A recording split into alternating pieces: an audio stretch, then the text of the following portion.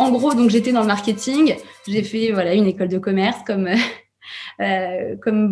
pas mal de gens autour de moi. Et donc j'ai commencé dans le marketing. J'ai passé, j'ai eu des super missions. Je me suis éclatée, mais donc c'était du marketing opérationnel au service d'une force de vente. Et donc quand j'accompagnais cette force de vente, quand j'étais au contact d'elle, et même quand je faisais des rendez-vous clients avec des commerciaux, je me dis, c'est bien, mais moi, j'ai envie de savoir la suite, j'ai envie de savoir ce qui se passe après, j'avais envie d'avoir cette relation client de A à Z.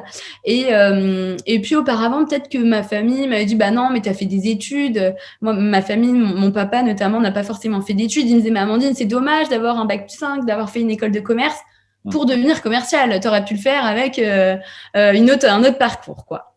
Donc, parfois, ça peut être un peu ça, la pression, la pression. Et puis là, je me suis dit, l'envie est trop forte, donc je fais part de cette envie dans la société dans laquelle j'étais à ce moment-là. Et ça n'a pas forcément été bien accueilli, donc de la part des directeurs commerciaux aussi, parce que ils voyaient en moi quand même quelqu'un qui pouvait s'en sortir et puis être un bon élément dans l'équipe commerciale. Par contre, mon équipe market n'était pas forcément, surtout que une des directrices marketing avait été commerciale auparavant, donc elle me dépeignait, elle, de par son expérience, tous les points négatifs qui l'avaient fait aller vers des fonctions marketing.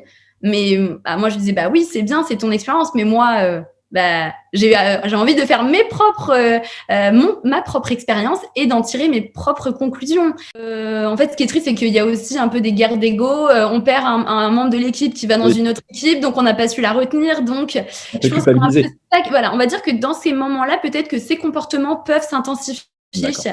Et en fait, de fil en aiguille, donc j'ai eu plein de bâtons dans les roues. Du coup, ça s'est pas fait simplement. Et au même moment, mon employeur dans lequel j'avais fait mon alternance, mon année d'alternance de fin d'études. Et donc, ils m'ont rappelé 1 an et demi après, 2 ans après, pour me proposer un poste. Donc, ça arrivait au même moment. Et je leur dis, écoute, là, il faut qu'on avance parce que moi, en parallèle, j'ai une autre proposition. Mon ancien employeur vient de me contacter. J'ai une offre, donc qu'est-ce qu'on fait ?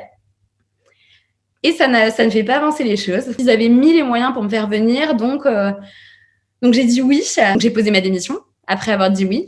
Et alors là, la réaction dans mon entreprise, c'était parce que c'était vrai. Et quand un directeur commercial est revenu de congé, parce que ça, c'était pendant les congés, il était super surpris. Il me dit, mais attends, je comprends pas, je pars en vacances, t'es censé devenir commercial, je reviens, t'as posé ta démission, il faut que tu m'expliques. Ah, c'est drôle. Et en fait, j'ai été transparente tout le long. Au moment où j'ai été sur le point de poser ma démission, je leur ai dit, j'ai lancé la sonnette d'alarme, je leur ai dit, attention, je me suis pas comportée,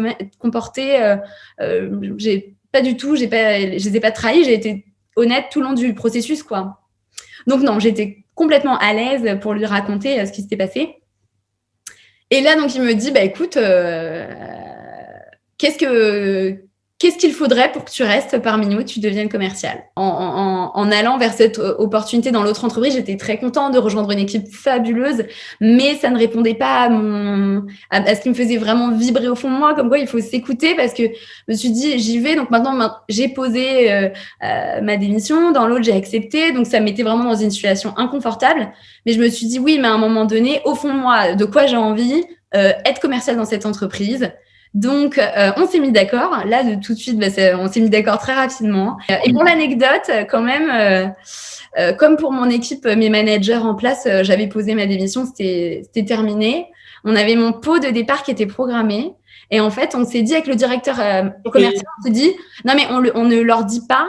On attend la veille de mon départ parce que on s'est dit elles vont recommencer peut-être à essayer de peindre à nouveau le métier de commercial de façon négative et je me suis dit donc on leur a annoncé la veille et on a fait mon pot de départ où j'ai dit en fait je reste.